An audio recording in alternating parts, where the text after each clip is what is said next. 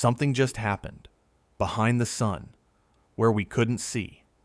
October 29th, 2025, 7:47 a.m. Eastern Time. The interstellar comet 3I Atlas reached perihelion, its closest approach to our star, 203 million kilometers from the sun's surface. For the first time in 10 billion years, this object felt the warmth of another star system's furnace. And then it went silent. For 8 days, 3I Atlas was hidden from Earth's view, positioned directly behind the sun. Our most powerful telescopes, blind. Ground-based observatories, useless. The Manhattan-sized visitor from beyond our solar system performed its maneuver in complete privacy. But here's what makes your spine tingle. During those final hours before disappearing behind the sun, something changed. The comet began brightening, rapidly. Its glow intensifying at a rate that far exceeds any natural comet we've ever observed. And its color, it turned bluer than the sun itself. Let that detail sink in for a moment. This object's surface should be freezing, hundreds of degrees colder than our star.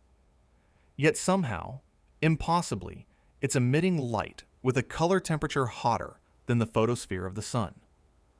Today, on October 30th, the Punch satellite constellation captured the first images of 3I Atlas emerging from behind the solar glare. And according to NASA's automatic tracking systems, the comet maintained its expected trajectory. No deviation, no sudden course correction, no Oberth maneuver using the sun's gravity to redirect toward Earth. At least, that's what the public data shows.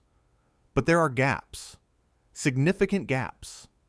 NASA allegedly has high-resolution images from the Mars Reconnaissance Orbiter, taken when 3I Atlas passed within 30 million kilometers of the red planet on October 2nd. Harvard astrophysicist Avi Loeb requested those images. The response? Silence.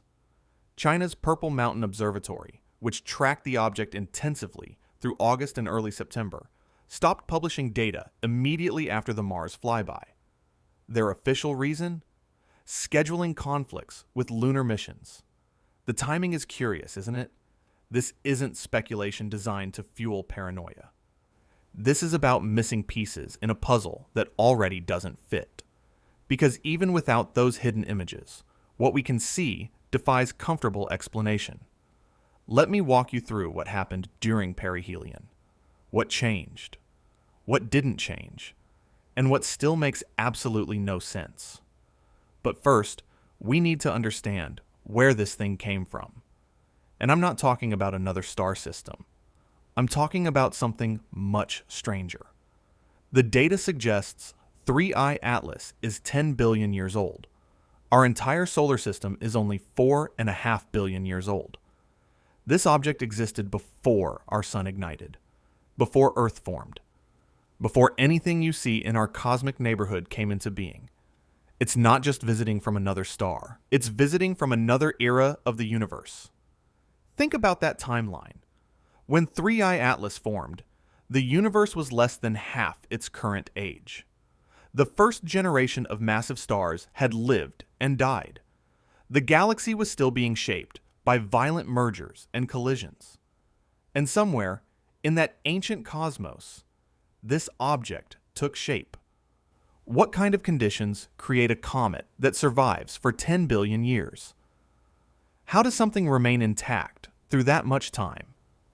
Through gravitational encounters with countless stars, through the radiation of multiple stellar environments, through the vast emptiness of interstellar space?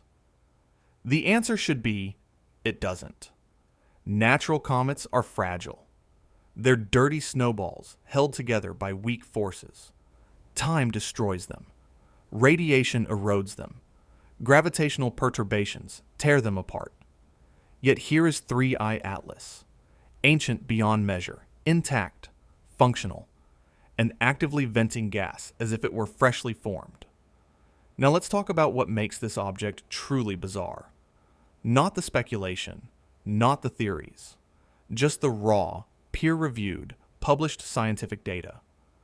The facts that professional astronomers can't explain away with comfortable answers. Anomaly 1. Its trajectory. 3I Atlas isn't just passing through our solar system at a random angle. Its path aligns with the ecliptic plane, the flat disk where all our planets orbit, to within 5 degrees. The statistical probability of this happening by chance? 0.2%, 1 in 500. But it gets weirder. Its arrival time was perfectly calibrated to bring it within tens of millions of kilometers of Mars, Venus, and Jupiter, and to position it directly behind the Sun, invisible from Earth during perihelion. The probability of all those alignments occurring naturally? 5 in 100,000. You could argue coincidence. The universe is vast. Strange things happen. Fair enough. Let's keep going. Anomaly 2. The sunward jet. Between July and August, multiple observatories, including the Hubble Space Telescope, documented something unprecedented. 3I Atlas was venting material directly toward the Sun, not away from it, like every normal comet. Toward it. Comets develop tails because solar radiation pressure pushes gas and dust away from the Sun. It's fundamental physics. The tail always points away from the heat source, except when it doesn't. This wasn't an optical illusion caused by viewing angle. Multiple telescopes from different positions confirmed it. The sunward jet, what astronomers call an anti-tail, persisted for weeks. Then, sometime in October, it disappeared. The comet's plume shifted direction. Now it behaves normally, venting away from the Sun like it's supposed to. What kind of mechanism allows a comet to reverse the fundamental direction of its gas emission? What changed? Anomaly 3. The composition. When astronomers analyzed the spectral signature of 3I Atlas's gas cloud, they found nickel. Lots of nickel. 4 grams per second, continuously venting into space. That's not unusual by itself. Some comets contain metal compounds. But here's the problem. There's almost no iron. The nickel to iron ratio is completely wrong. In natural cosmic objects, iron dominates. Nickel appears as a trace element. The ratio found in 3I Atlas's plume matches industrial nickel alloys. Human-made materials. Not natural, stellar chemistry. The probability of this ratio occurring naturally?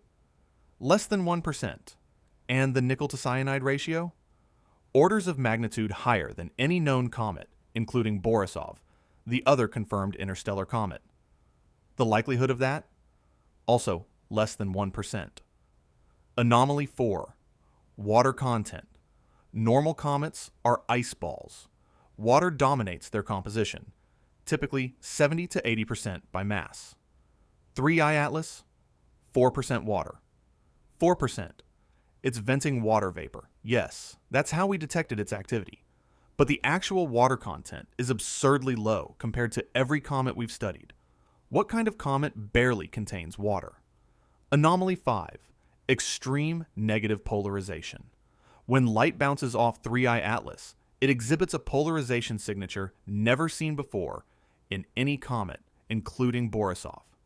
The measurement is so far outside the normal range that the statistical likelihood is, once again, less than 1%. Anomaly 6. The WOW signal connection. In 1977, the Big Ear radio telescope detected a powerful narrowband radio signal from space. It lasted 72 seconds. The signal was so strong, so clearly artificial looking, that astronomer Jerry Amon wrote, "Wow," in the margins of the data printout. No one ever found the source. But here's the thing. 3I Atlas arrived from a direction in the sky that aligns with the WOW signal's origin point to within 9 degrees. The probability of that? 0.6%. Could be coincidence. Another dice roll in an infinite universe. Or maybe not. When you multiply all these individual probabilities together, the trajectory alignment, the arrival timing, the sunward jet, the nickel ratio, the water content, the polarization, the wow signal direction, you get a cumulative likelihood of less than 1 part in 10 quadrillion. 1 in 10 quadrillion. For context, the odds of winning the Powerball lottery are 1 in 292 million. You'd have to win the Powerball jackpot 34 million times in a row to match these odds. So either 3i Atlas is the luckiest coincidence in astronomical history, or something else is happening. Now, let's be clear. Extraordinary claims require extraordinary evidence. The scientific method demands skepticism, and the vast majority of astronomers believe 3i Atlas is a natural object, a comet formed in another star system, ejected into interstellar space, now passing through our cosmic neighborhood by chance. That's probably correct. Nature is creative. The universe contains phenomena we haven't imagined. Absence of precedent doesn't equal impossibility, but ignoring anomalies doesn't make them disappear. And what happened during perihelion made those anomalies more pronounced, not less. Let me show you what I mean. Space-based solar observatories captured something extraordinary during 3i Atlas's final approach to the Sun.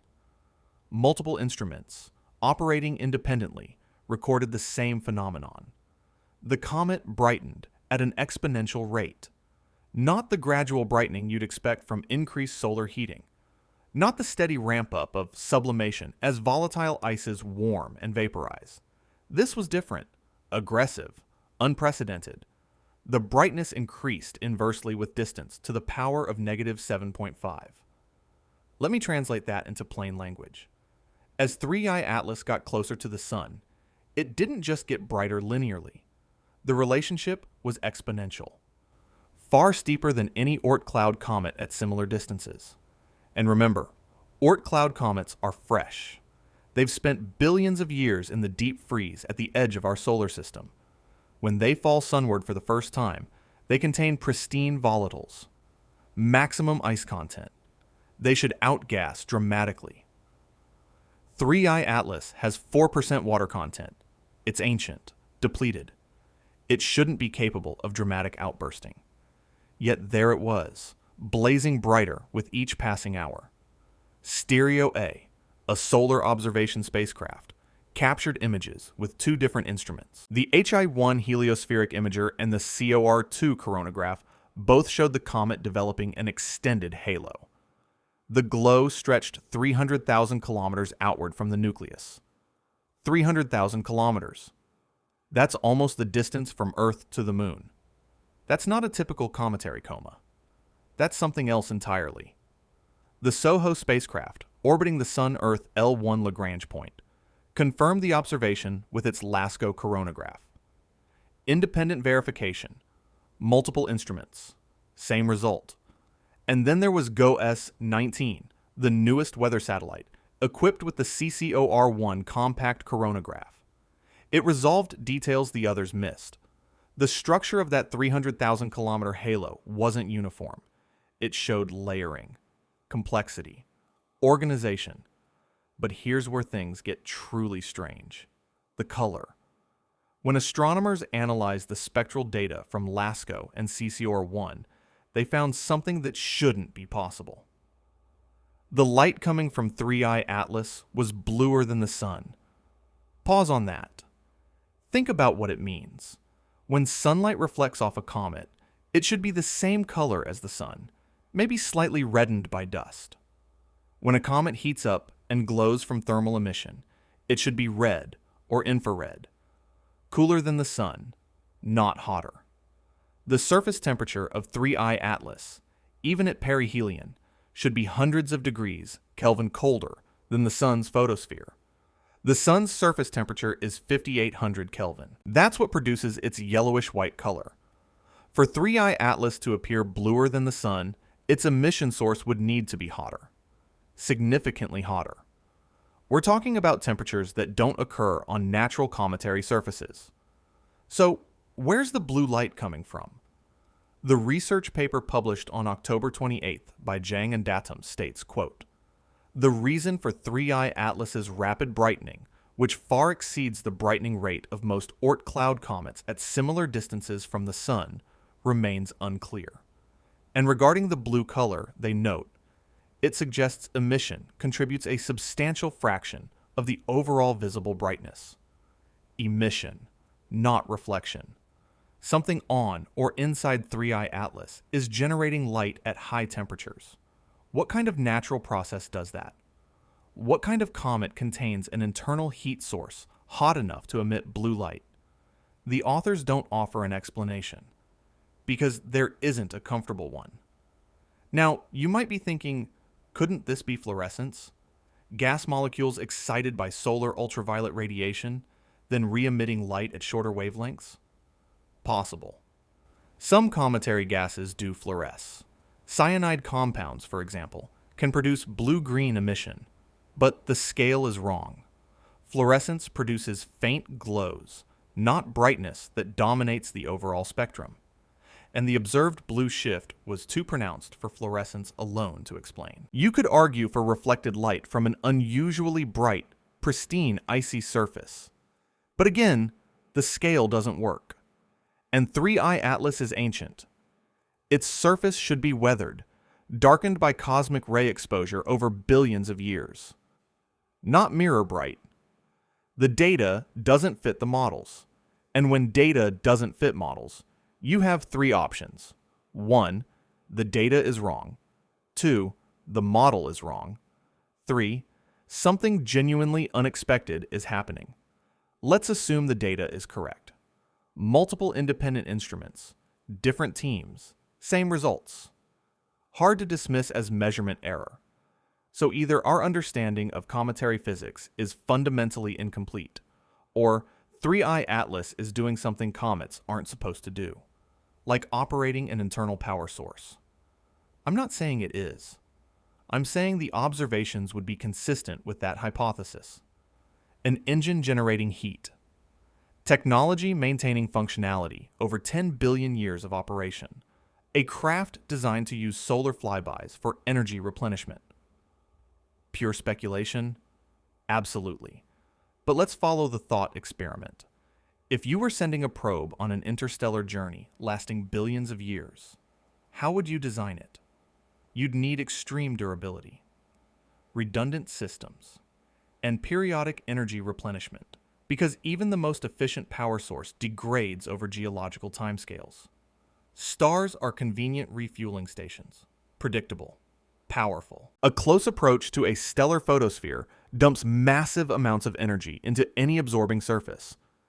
If 3I Atlas were technological, a perihelion pass would be the perfect opportunity to recharge. Absorb solar radiation, convert it to usable power, maybe even use the gravitational well for a trajectory adjustment if needed. But that's not what happened. According to NASA's automatic tracking data, 3I Atlas maintained its expected trajectory. No maneuver, no course correction. It came in, looped around, and continued outbound exactly where gravity predicted. So if it is a probe, it's not interested in Earth. It's not altering course to investigate our planet. It's following its programmed route, passing through the solar system, gathering data perhaps, then continuing its eternal voyage through the galaxy. Or, much more likely, it's just a really weird comet. But that blue light, though, that keeps nagging at me. And there's another detail that doesn't fit comfortably into the natural comet narrative. The timing of when things changed. Remember the sunward jet? The anti-tail that persisted for weeks during July and August, violating basic cometary physics? That jet disappeared sometime in October, right around the time 3I Atlas passed Mars, right before it went behind the Sun. When it re-emerged on October 30th, the plume had normalized. Now, it behaves like a standard comet tail, pointing away from the Sun. The anomaly corrected itself. Or was corrected. Here's where we run into the information blackout. China's tracking data stopped after the Mars flyby. NASA hasn't released the high-rise images from Mars Reconnaissance Orbiter. The object was hidden behind the Sun during its most critical phase. What we have is before and after. Before perihelion, anomalous behavior, sunward jet, strange composition. After perihelion, normalized tail, continued outgassing, maintained trajectory. What happened in between? According to Congresswoman Anna Paulina Luna, she's working to get those high-rise images released. Avi Loeb has been vocal about the need for transparency. Radio observatories are now monitoring 3I Atlas for any electromagnetic emissions, following Loeb's request to search for artificial signals. So far, nothing. No radio transmissions. No obvious signs of technology. Just a comet doing comet things, albeit in ways we've never quite seen before. The JUICE spacecraft, currently en route to Jupiter, will observe 3I Atlas on November 2nd and again on November 25th. It's equipped with 5 instruments: a camera, a near-infrared imager, a UV spectrometer, a sub-millimeter instrument, and a sensor for detecting neutral atoms. JUICE is half an astronomical unit away from the comet. That's 75 million kilometers. Too far for close-up imaging, but close enough for spectroscopy and compositional analysis. The data won't be downloaded until February 2026 because JUICE's position relative to Earth results in extremely slow data transmission rates. So we wait. Again. More gaps in the story. What we do know is that 3I Atlas survived perihelion intact. Some astronomers predicted it might fragment. Comets are fragile. The thermal stress of a close solar pass can tear them apart, especially if they're loosely bound rubble piles. 3I Atlas didn't break. Despite being heated to 770 watts per square meter at perihelion, despite the enormous gravitational forces near the Sun, despite being 10 billion years old and presumably weakened by eons of cosmic weathering, it held together. That tells us something about its internal structure. It's not a loosely bound rubble pile. It has structural integrity, strength, cohesion. You could argue this is evidence of natural formation processes. Some comets are indeed monolithic, formed as single frozen bodies rather than accreted from smaller pieces. Perfectly normal. Or you could note that 10 billion years is a hell of a long time for any natural structure to remain coherent. Micrometeorite bombardment alone should have eroded and fractured the surface over that timescale. Cosmic ray damage should have weakened the internal structure, yet here it is, intact, functional, venting gas like a fresh comet despite having 4% water content. Let me give you another piece of the puzzle, one that Avi Loeb discussed on the Joe Rogan podcast. The nickel emission. 4 grams per second, continuously, for months. Do the math. From discovery in July to perihelion in late October, that's roughly 4 months. 120 days, 10 million seconds. 4 grams per second times 10 million seconds equals 40 million grams. 40,000 kilograms. 40 metric tons of nickel, vented into space. From an object that's 5 kilometers in diameter? With a total mass of 30 billion kilograms? 40 tons of nickel is roughly 1/millionth of its total mass. Doesn't sound like much. But remember, this is pure nickel. Not nickel-bearing minerals. Not trace amounts embedded in rock. This is gaseous nickel, ionized, free in the plume. Where's it coming from? How is it being liberated from the surface or interior? Normal sublimation doesn't work. Nickel has a boiling point of almost 3,000 degrees Celsius. The surface of 3I Atlas, even at perihelion, doesn't reach temperatures high enough to vaporize metallic nickel. You need energy input, lots of it, either from an internal source or from some exotic surface chemistry we don't understand. And again, that nickel to iron ratio. It's wrong, cosmically wrong. The universe makes iron and nickel together, in specific proportions, through stellar nucleosynthesis. Finding nickel without corresponding iron is like finding smoke without fire. Unless the nickel isn't coming from natural ore. Unless it's coming from manufactured components. Alloys. Structural materials designed for specific properties. I know how this sounds. I do. we're pattern matching. Seeing design where randomness might exist, it's a cognitive bias humans can't escape. We're wired to see intention behind unusual events. But sometimes unusual events do have intention behind them. The challenge is distinguishing between the two. And right now, with missing data, hidden observations, and gaps in the timeline, we're operating with incomplete information. Which brings me to the elephant in the room that I've been dancing around. What if it is artificial? What would that mean? Let's think about scale for a moment. Our most ambitious spacecraft, SPHEREx's Starship, stands 120 meters tall. It can carry 100 tons to low Earth orbit. It's the pinnacle of human rocket engineering. 3I Atlas is 5,000 meters across, maybe larger. Its mass is 30 billion kilograms. That's 300 million times heavier than Starship's payload capacity. If 3I Atlas were technological, its builders would have mastered capabilities so far beyond our current level that comparison becomes meaningless. We're talking about a civilization that can construct objects the size of mountains, accelerate them to interstellar velocities, and keep them operational for 10 billion years. 10 billion years. Human civilization is roughly 10,000 years old. Recorded history spans maybe 5,000 years. Our entire species, Homo sapiens, has existed for only 300,000 years. 10 billion years ago, Earth didn't exist. The Sun didn't exist. The molecular cloud that would eventually collapse to form our solar system hadn't even begun to condense. Any civilization capable of building 3I Atlas would have emerged in a younger, stranger universe. They would have witnessed cosmic evolution on scales we can barely imagine. They would have solved problems we haven't conceived of yet. And if they sent probes, why wouldn't those probes be designed to last? To observe? To gather data across geological timescales?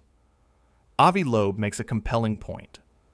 The discovery of technological artifacts from other civilizations would be the most profound revelation in human history. It would answer the fundamental question: are we alone? The implications extend beyond philosophy. If interstellar probes exist, if they're common enough that one passes through our solar system every few decades, then the galaxy might be filled with them. Ancient observers, quietly mapping the cosmos, reporting back to civilizations that may no longer exist, or still do. Think about that possibility. Right now, as you process these words, there might be billions of probes scattered throughout the Milky Way. Silent witnesses to stellar birth and death, to planet formation, to the emergence of life. Some of them might be watching us. But let's pull back from speculation and return to what we know, what we can measure, what we can test. The International Asteroid Warning Network has initiated a formal campaign to monitor 3I Atlas. Starting November 27th and continuing through January 27th, 2026, multiple observatories will coordinate observations. The campaign will include workshops on astrometry, the precise measurement of celestial positions and motions. Why? Because tracking potentially hazardous objects requires accuracy, and 3I Atlas, while not hazardous to Earth, serves as a perfect test case. It's large, it's bright enough to observe, and its interstellar trajectory provides unique challenges for tracking algorithms. But there's another reason, an unstated one. If 3I Atlas were to maneuver, even slightly, we'd detect it. Any deviation from its gravitational trajectory would be immediately obvious to the coordinated network of observatories. So far, nothing. The object continues on its predicted path. Pure ballistic motion. No thrust. No course corrections. Just gravity doing its thing. That's evidence against the artificial hypothesis. A strong data point. Probes maneuver. They adjust. They react to their environment. 3I Atlas isn't doing any of that. Or perhaps it already did. Perhaps the trajectory we're observing is the result of a maneuver performed centuries or millennia ago. Once you're on the right path through interstellar space, Why waste energy on further corrections?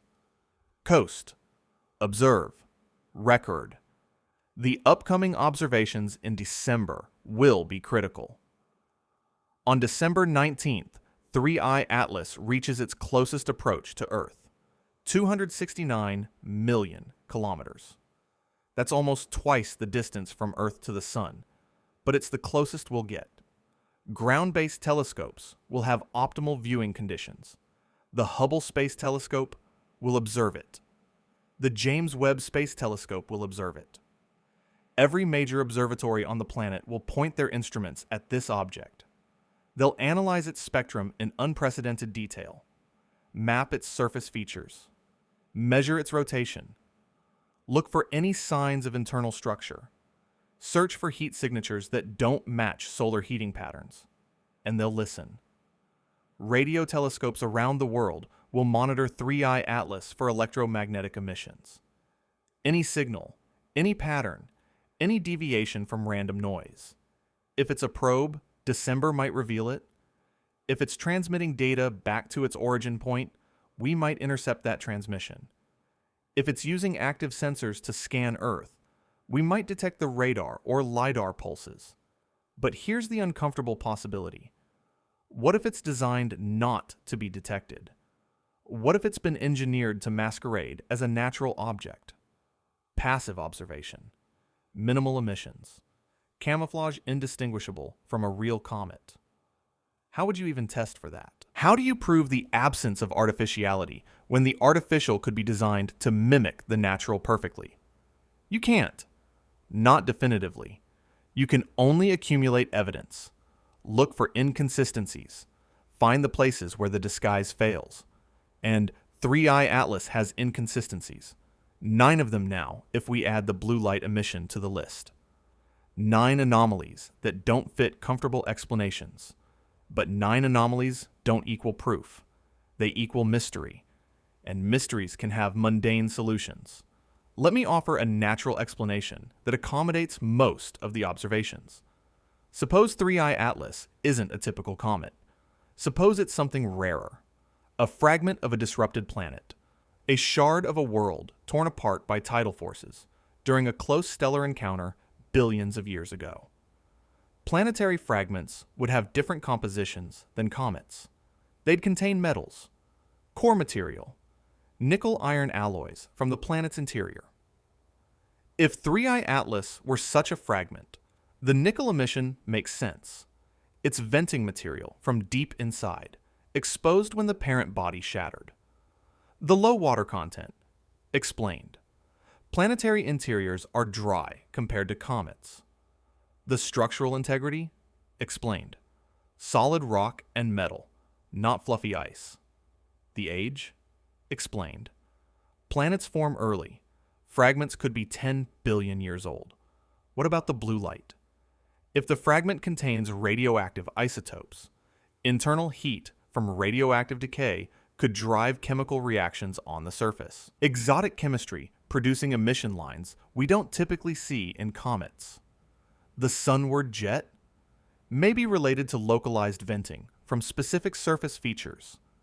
Geysers triggered by internal pressure, aimed in directions determined by the fragment's rotation and structural weaknesses. See? You can construct a natural narrative. It requires a specific set of circumstances, sure, but those circumstances aren't impossible. Unlikely, perhaps, but not impossible. The question becomes, which is more likely? A rare natural object with multiple unusual properties? Or artificial technology from an extinct civilization? Most scientists would say the natural explanation, however unlikely, is still more probable than the artificial one. Because we have 0 confirmed examples of alien technology, but we have billions of examples of natural objects doing strange things. The prior probability matters. Extraordinary claims require extraordinary evidence. And right now, the evidence is circumstantial, suggestive, intriguing, but not definitive. So where does that leave us? We watch, we wait, we gather more data, and we prepare for both possibilities. If 3i Atlas is natural, understanding it will revolutionize our knowledge of planetary formation, stellar system dynamics, and interstellar object composition. It's a messenger from the ancient universe, carrying information about conditions and processes that no longer exist in our modern cosmos. If 3i Atlas is artificial, well, everything changes. The Fermi paradox shifts from philosophical puzzle to solved mystery. We're not alone. We never were. The galaxy is populated, or was populated, by civilizations capable of reaching across the stars. And if they could do it, eventually, so can we. But here's what troubles me most about the artificial hypothesis. If 3i Atlas is a probe, it's not interested in us. It passed Mars within 30 million kilometers. That's close. Close enough to image the surface at high resolution. Close enough to detect our rovers, our satellites, our infrastructure. If it wanted to investigate Earth, it could have. A small trajectory adjustment during the Mars flyby would have brought it much closer to our planet. Instead, it maintained course. It prioritized perihelion over Earth examination. What kind of probe does that? What would be more interesting to an alien intelligence than a planet with technological civilization? Unless it already knew we were here. Unless it had scanned us from a distance and determined we weren't worth a closer look. Or perhaps we weren't its mission priority. Perhaps it was surveying the sun, not the planets. Gathering stellar data, not biological data. Or maybe it did investigate us. Maybe it deployed smaller probes during the Mars flyby. Subcraft too small to detect. Miniature observers now in orbit around Earth. Watching, recording, waiting. Pure speculation. Science fiction territory. But the universe has proven itself stranger than fiction repeatedly. Black holes exist. Neutron stars exist. Galaxies collide and merge. Reality keeps surprising us with phenomena we couldn't have predicted. So why not this? Why not ancient probes traversing the galaxy? The answer might be coming. December will tell us more. February 2026, when JUICE's data downloads, will tell us even more. And the observations between now and then might reveal something unexpected, or confirm that 3i Atlas is exactly what it appears to be. A very old, very strange comet with properties we don't fully understand yet. But either way, we've learned something profound. The universe delivers mysteries to our doorstep. Objects from beyond our solar system, carrying signatures of alien environments, reminding us that the cosmos is vast and our understanding incomplete. Whether 3i Atlas is natural or artificial, it's teaching us, forcing us to question assumptions, pushing the boundaries of what we think is possible. And maybe that's the real value. Not the answer, but the question. Not the certainty, but the wonder. Because that's what drives science forward. That's what propels humanity to explore. The possibility that something extraordinary might be real. That the universe might be stranger, more populated, more alive than we dared imagine. So we point our telescopes. We collect photons from objects 10 billion years old. We analyze spectra.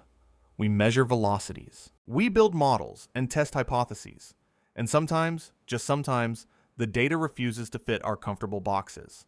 That's when things get interesting. Right now, as of October 31st, 2025, 3i Atlas is moving away from the sun at 210,000 kilometers per hour. Every hour, it travels farther from the warmth that briefly illuminated it. Every day, it gets colder, darker, more distant. It's currently within the orbit of Mars, but that won't last long. By mid-November, it will cross Mars's orbital path and continue outward. By December, it will be approaching the asteroid belt's outer edge. By the end of 2026, it will pass Jupiter's orbit and begin the long journey back to interstellar space. And we'll be watching every moment of that departure. The viewing conditions are improving for Earth-based observers. During perihelion, 3-Eye Atlas was lost in the sun's glare, observable only by specialized space-based coronagraphs. Now, as the angular separation between the comet and the sun increases, conventional telescopes can see it. Starting this weekend, amateur astronomers with decent equipment will be able to spot 3-Eye Atlas in the pre-dawn sky. It will appear near Venus, rising before the sun, not bright enough to see with naked eyes, but visible through telescopes. A fuzzy patch of light. A visitor from another star system, close enough to photograph from your backyard. That's remarkable when you think about it. How many people throughout human history have looked at the stars and wondered what lies beyond? How many civilizations dreamed of touching something from another world? And now you can point a telescope at 3-Eye Atlas and observe directly an object that formed in another stellar system. You're collecting photons that bounced off material created under alien conditions. You're witnessing, in real time, a fragment of a different cosmic environment. Professional observatories are coordinating their efforts. The European Southern Observatory, with its array of telescopes in Chile, will track 3-Eye Atlas throughout November and December. The Keck Observatory in Hawaii will observe it. The Very Large Telescope will observe it. Subaru, Gemini, Magellan, every major facility will contribute data. They're looking for specific signatures, changes in brightness that might indicate outgassing events, variations in the spectrum that could reveal compositional differences across the surface, polarization patterns that might tell us about particle sizes in the coma. And they're looking for anything unusual, any deviation from expected behavior, any sign that 3-Eye Atlas is more than it appears. The Hubble Space Telescope has already observed 3-Eye Atlas multiple times. Back in July, Hubble captured the famous image showing the sunward jet. That single photograph revealed the anti-tail that sparked so much scientific debate. In December, Hubble will observe again. Multiple sessions, multiple filters, maximum resolution. The images will show surface features, if any exist. They'll map the dust distribution. They'll measure the rotation period with precision. And crucially, they'll look for changes. Compare the December images to the July images. Has the surface altered? Have new vents opened? Has the activity pattern shifted? The James Webb Space Telescope will join the observation campaign. Webb operates in infrared, detecting heat rather than visible light. That's perfect for studying comets. Infrared reveals temperatures, compositional details, subsurface structure. Webb will map the temperature distribution across 3-Eye Atlas's surface. It will identify hot spots, cold spots, regions that are emitting more heat than solar radiation alone can explain. If there's an internal heat source, Webb will find it. The SPHEREx Space Observatory already detected the carbon dioxide plume back in August. That observation showed the gas cloud extending outward, measuring its composition and velocity. In December, SPHEREx will observe again, looking for changes in the plume's characteristics.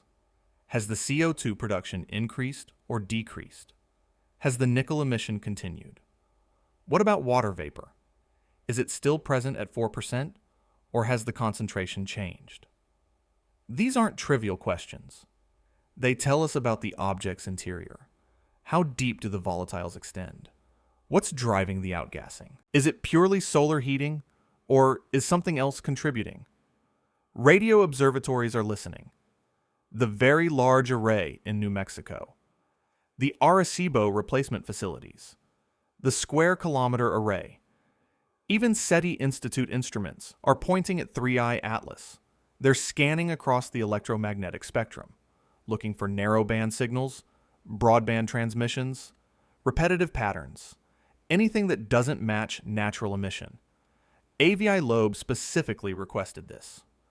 After noting the WOW signal connection, he argued that ruling out artificial signals is essential. If 3-Eye Atlas is transmitting, even weakly, we should be able to detect it at its current distance.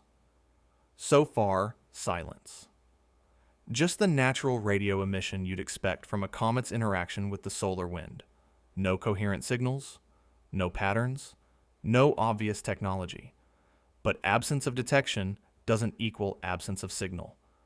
Maybe it's transmitting on frequencies we're not monitoring. Maybe it's using directional beams aimed away from Earth. Maybe it's not transmitting at all. Operating in receive-only mode. Passively collecting data. Or maybe it's just a comet, and there's nothing to detect.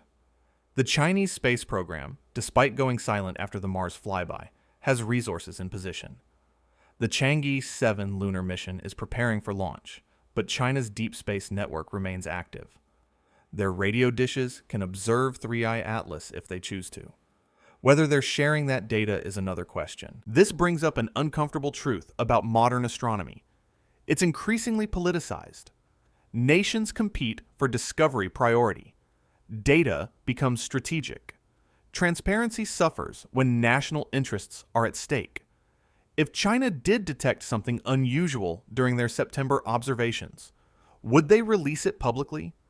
Or would they classify it, analyze it internally, and only release information after securing whatever advantage it provides?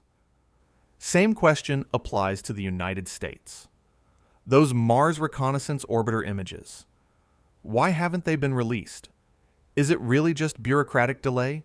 Or is there a reason NASA wants to review them privately first? Congresswoman Luna's involvement suggests political pressure is mounting. Scientists want the data. The public wants the data. But institutions move slowly, especially when the implications might be significant. And make no mistake, the implications are significant. If those high-rise images show anything anomalous, surface features that look artificial, geometric patterns, structures inconsistent with natural formation, the revelation would be historic. But it would also be destabilizing. How do you tell the world that an alien probe passed through the solar system?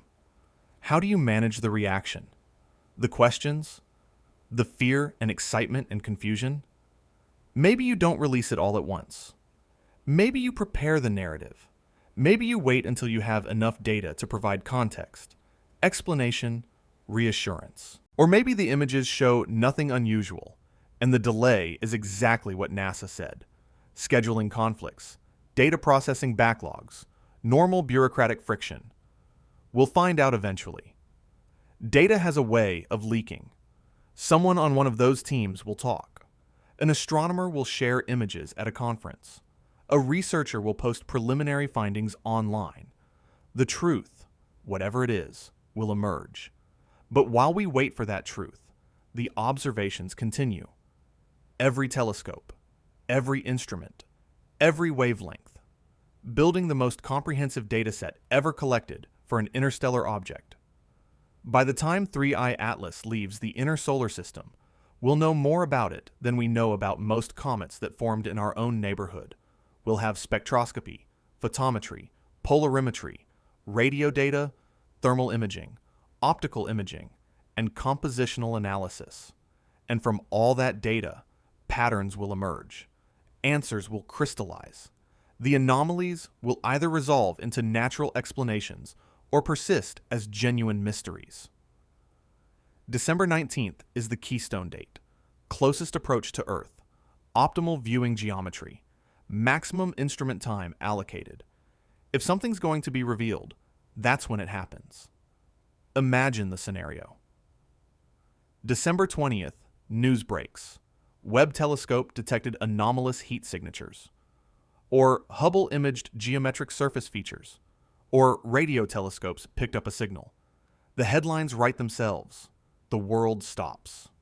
Confirmation that we're not alone. That intelligence exists beyond Earth. That the universe is populated.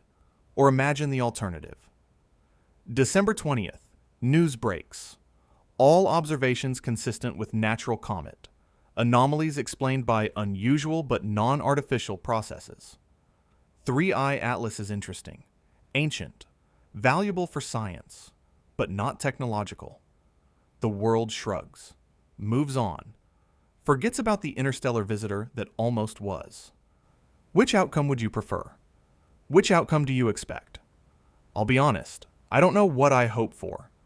The romantic part of me wants 3-eye atlas to be artificial, wants confirmation that we're part of a cosmic community, wants to know that intelligence is common, that the universe is alive with civilizations, building and exploring and reaching across the stars. But the rational part of me recognizes the complications. Contact, even passive contact, through discovering an artifact, changes everything. Our place in the universe shifts. Our priorities reorganize. Questions about meaning and purpose and future acquire new dimensions. And there's fear too. If they're out there, why haven't they made contact? Where is everyone? If probes are common, if 3-eye atlas is just one of many, why the silence?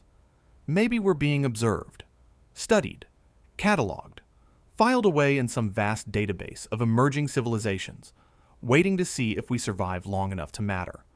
Or maybe 3-eye atlas is a relic, a ghost ship from a civilization that died billions of years ago, alone now, eternal, witnessing the universe on autopilot, reporting to masters that no longer exist. That's almost sadder than being alone. Knowing they existed, knowing they built wonders, knowing they're gone now, and all that remains are their probes, wandering the galaxy forever. But these are emotional reactions, not scientific analysis. What matters is the data, the observations, the measurements, and those are coming. Week by week, instrument by instrument, we're collecting the evidence that will answer the question. So I'll make a prediction. By February 2026, when JUICE's data download's complete, when the December observations are fully analyzed, when all the instruments have reported their findings, we'll have a consensus. Not proof, not certainty, but a scientific consensus about what 3-eye atlas most likely is. My guess? It's natural. A weird, ancient, compositionally unusual fragment of a disrupted planetary system ejected into interstellar space billions of years ago, now passing through our solar system by chance. But I could be wrong. The universe has surprised us before. And wouldn't it be something if this time the surprise was intelligence? Let's zoom out for a moment, away from 3-eye atlas, away from the specific measurements and anomalies. Let's look at the bigger context. We've now detected 3 confirmed interstellar objects passing through our solar system. Oumuamua in 2017, Borisov in 2019, Atlas in 2025. 3 objects in 8 years. Statistical models suggest these detections represent a tiny fraction of the actual population.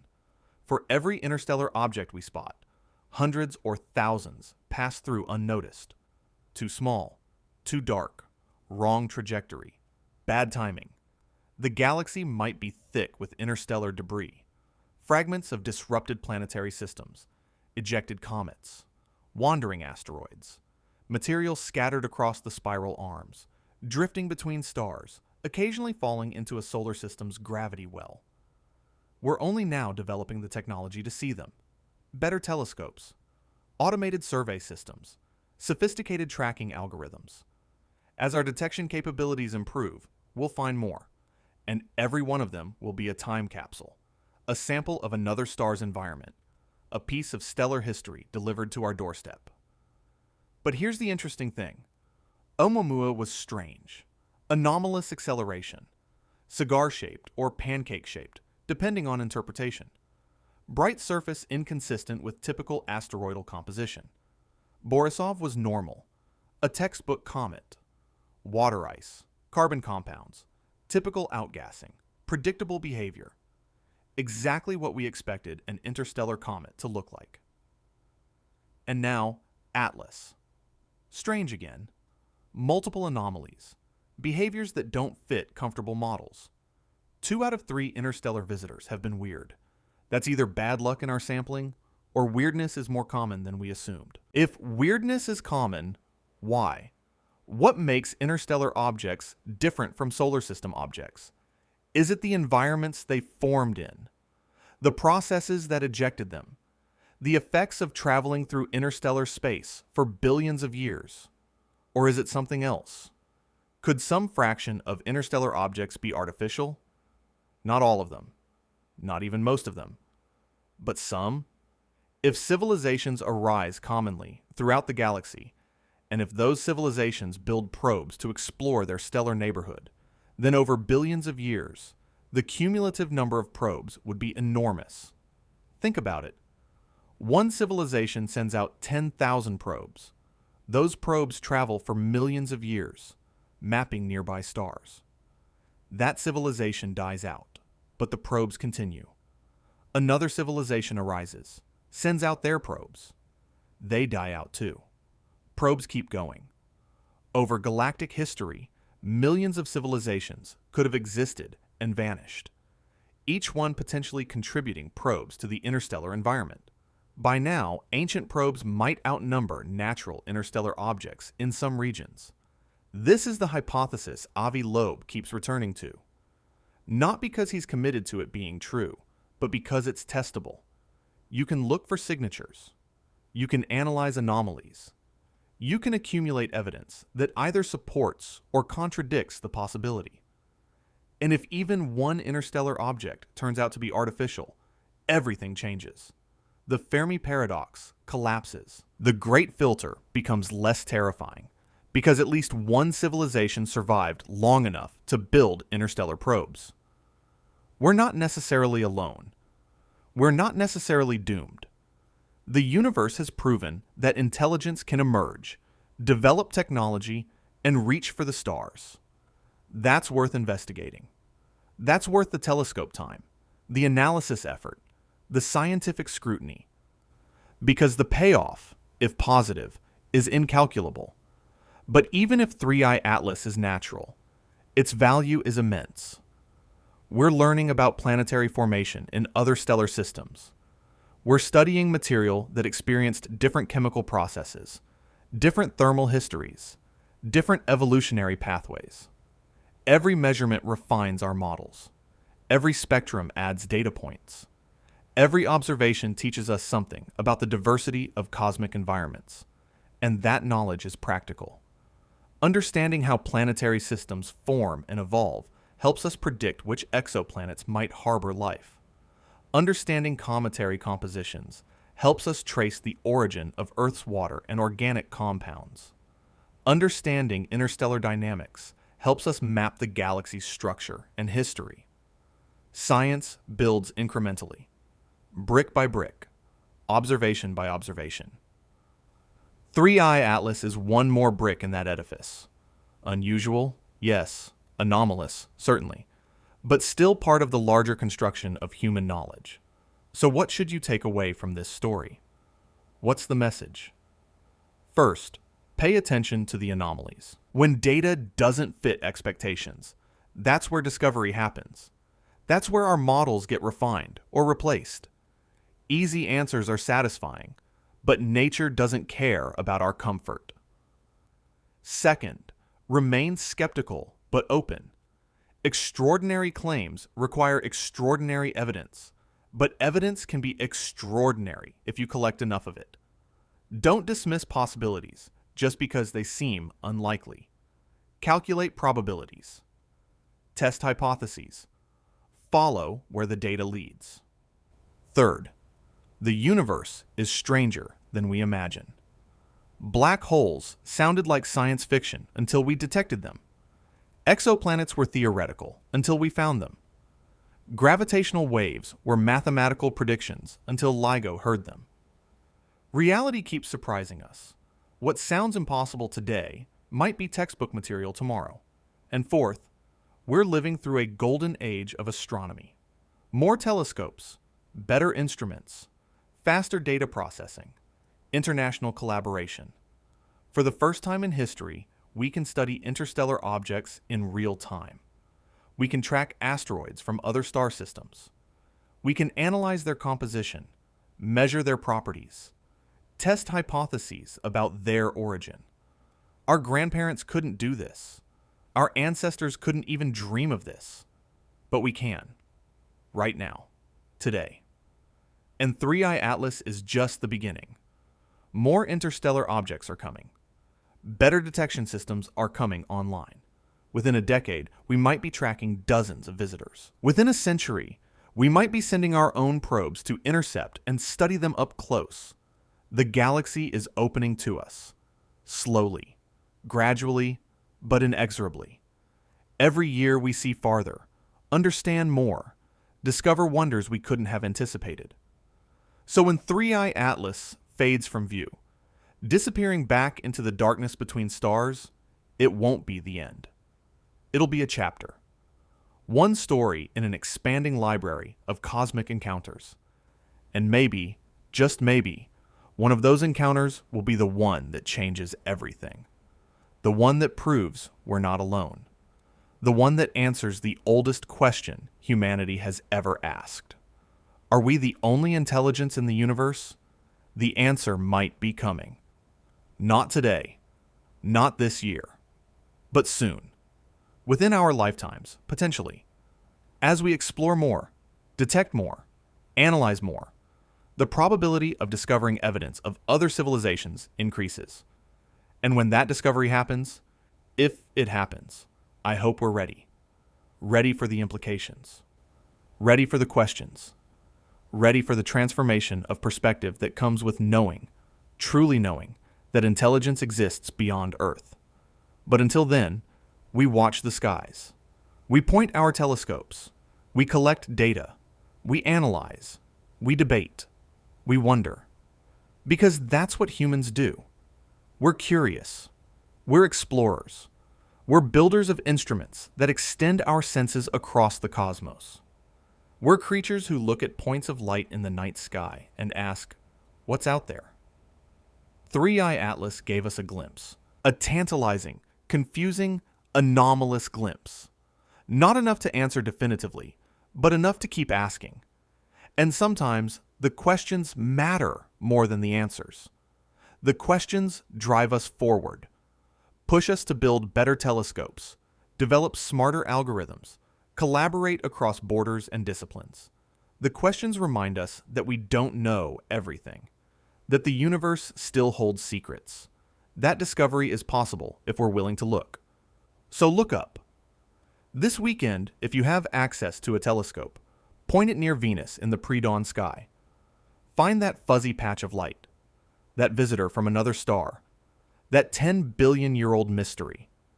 You'll be observing, directly, an object that formed before the sun existed. You'll be collecting photons that traveled across interstellar space. You'll be participating, in a small way, in one of the greatest scientific investigations of our time. And maybe, as you watch that fuzzy patch drift across the field of view, you'll feel what I feel, a sense of connection to the cosmos, to the deep history of the universe, to the possibility that somewhere, sometime, other minds have looked at the stars and wondered the same things we wonder. Are we alone? 3i Atlas doesn't answer that question. Not yet. Maybe not ever. But it reminds us to keep asking. And as long as we keep asking, keep observing, keep analyzing, keep wondering, we're moving toward the answer. However long it takes. However many interstellar visitors we must study.